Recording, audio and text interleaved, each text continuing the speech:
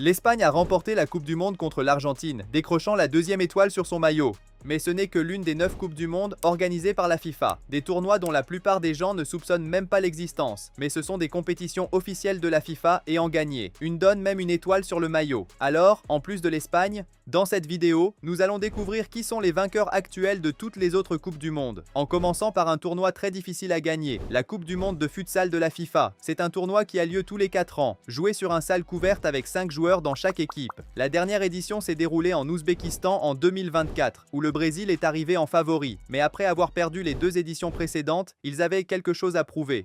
Le Brésil est donc arrivé en phase de groupe avec toutes ses forces, 10-0 contre Cuba, 8-1 contre la Croatie et un 9-1 contre la Thaïlande. Le Brésil a accédé à la phase à élimination directe, a battu le Costa Rica 5-0, puis a vaincu le Maroc 3-1. Ça ressemblait à un chemin facile, jusqu'à la demi-finale contre l'Ukraine, où le Brésil a commencé par être mené, mais a renversé la vapeur pour l'emporter 3-2, et leur plus grand rival, l'Argentine, les attendait en finale. Mais l'équipe de futsal d'Argentine n'avait pas Messi, alors le Brésil a encore assuré.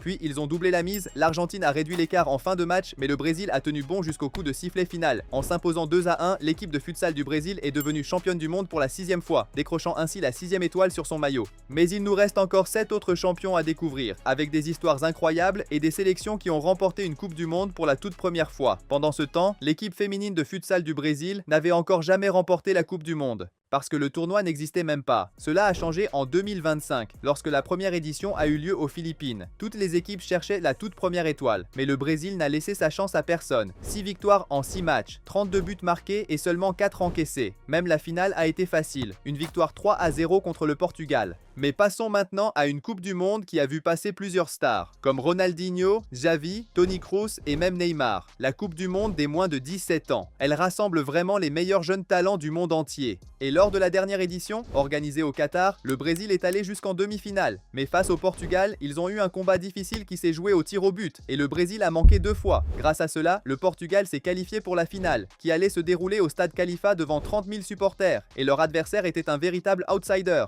l'Autriche. L'Autriche n'avait même jamais dépassé la phase de groupe auparavant.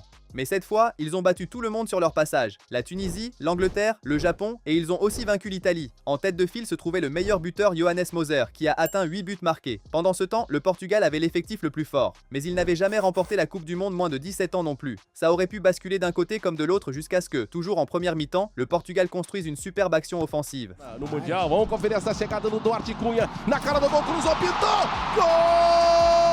Un but qui s'est avéré être le seul du match. C'est ainsi que sur le score de 1-0, le Portugal est devenu champion du monde moins de 17 ans pour la toute première fois. Le ballon d'or a été décerné au milieu de terrain Matthäus Mid, issu du centre de formation de Porto, tandis que le soulier d'or a été attribué à Johannes Moser, de l'Académie de Salzbourg. Je suis convaincu que nous réentendrons parler d'eux à l'avenir. Mais si la Coupe du Monde des moins de 17 ans présente déjà des talents incroyables, le prochain tournoi est encore plus compétitif. Cette Coupe du Monde est composée de joueurs jusqu'à 20 ans, ce qui signifie que beaucoup d'entre eux jouent déjà professionnellement. Ce tournoi existe depuis les années 1970 et a présenté des noms légendaires comme Maradona, Iniesta, Kaka, Harry Kane, Haaland et même Messi, donc le gagner est très difficile. Elle a lieu tous les 2 ans et la dernière s'est déroulée en 2025 au Chili, où une fois de plus, le Brésil avait de grandes attentes, mais ils ont réalisé leur pire parcours de tous les temps en se faisant éliminer dès la phase de groupe. Ça ne s'annonce pas très bien pour l'avenir du Brésil. Pendant ce temps, dans ce même groupe, il y avait le Maroc, qui ne s'était même pas qualifié pour ce tournoi depuis 20 ans, mais ils ont terminé en tête de leur groupe et ont entretenu cette dynamique jusqu'en phase à élimination directe. Ils ont battu la Corée du Sud, les États-Unis, puis ont éliminé la France au tir au but, atteignant ainsi la première finale de leur histoire. Leur toute première finale, toute catégorie de Coupe du Monde confondue. C'était donc un moment immense pour le Maroc, mais ils n'étaient pas les favoris pour autant. En finale, ils devaient affronter l'Argentine, le pays le plus titré de cette catégorie. Ainsi, plus de 40 000 supporters au Stade national du Chili s'attendaient à voir l'Argentine soulever le trophée. Mais en seulement 12 minutes, le Maroc a pris tout le monde de court.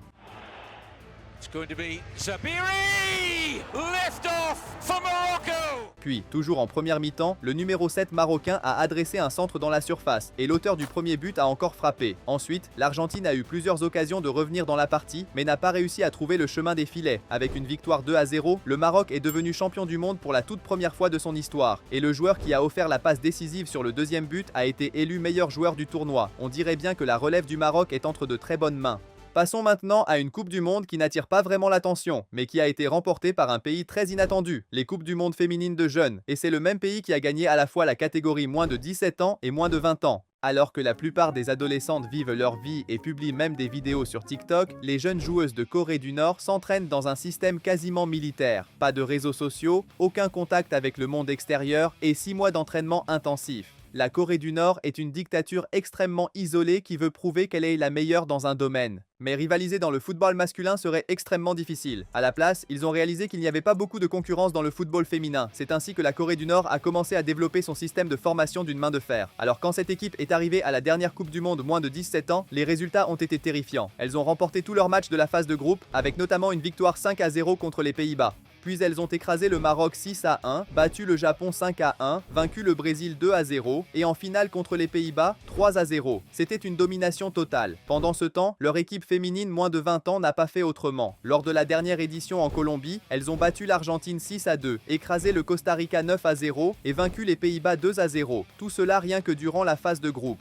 Puis en phase à élimination directe, c'était un 5-2 contre l'Autriche et un 1-0 contre le Brésil. Elles ont ainsi atteint la demi-finale, face à l'un des plus grands rivaux politiques de la Corée du Nord, les États-Unis. Ces joueuses ont grandi en apprenant que les États-Unis étaient leur plus grand ennemi. Alors pour elles, gagner ce match était une affaire immense. Les États-Unis avaient aussi vraiment une grande équipe, mais ils ont manqué des occasions. Jusqu'à ce qu'avant la pause, la Corée du Nord marque. À partir de là, il leur a suffi de tenir le score pour l'emporter 1-0. Mais ce n'était pas encore terminé. Après avoir battu un pays ennemi, elles allaient en affronter un autre, le Japon. Pour la dictature, c'était la parfaite histoire de propagande. Une chance de battre les deux plus grands rivaux idéologiques la même semaine. Et pour les joueuses, rentrer en Corée du Nord avec ce trophée pouvait changer la vie de leur famille pour toujours. C'était littéralement le match le plus important de leur vie. Alors en finale, disputée au stade El Camping en Colombie devant plus de 30 000 supporters, la Corée du Nord a attaqué pied au plancher.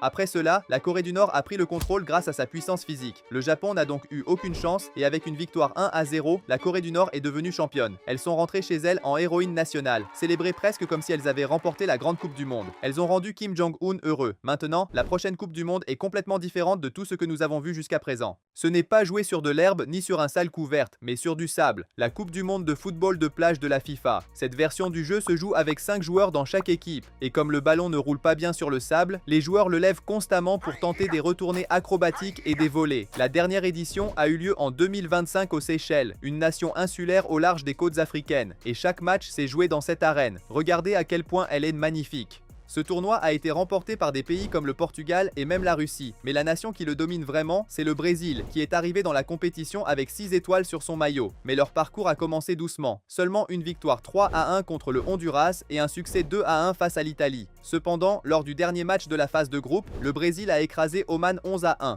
Puis en quart de finale, c'était un 6-0 contre l'Espagne et ensuite un 4-2 contre le Portugal. Maintenant, pour devenir champion, le Brésil avait juste besoin de battre la Biélorussie, un pays qui n'a même pas d'accès à la mer et qui a pourtant atteint la finale du football de plage. Le Brésil s'attendait à une victoire facile et a rapidement mené 3-1. Mais dans les dernières minutes, la Biélorussie a réagi et a égalisé à 3 partout. On semblait se diriger vers les prolongations, mais avec moins de 2 minutes à jouer,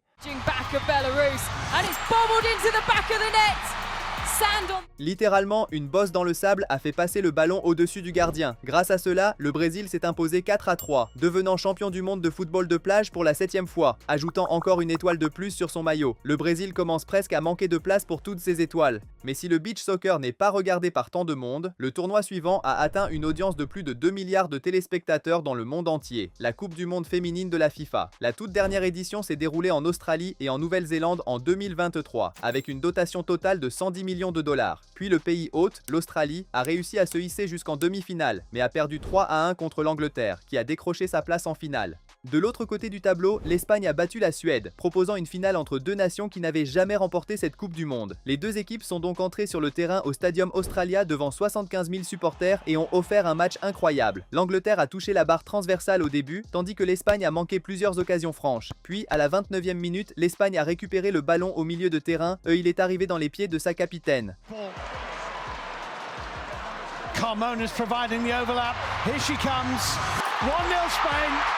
Après cela, elles ont réussi à tenir bon face à la pression de l'Angleterre. Grâce à une victoire 1-0, l'Espagne a remporté la toute première Coupe du Monde féminine de son histoire. Ainsi, l'Espagne, le Portugal, le Maroc, la Corée du Nord et le Brésil peuvent tous se proclamer champions du monde FIFA en titre. Alors, qu'avez-vous pensé de cette vidéo? Si elle vous a plu, je pense que vous aimerez aussi celle-ci. Merci d'avoir regardé et à bientôt.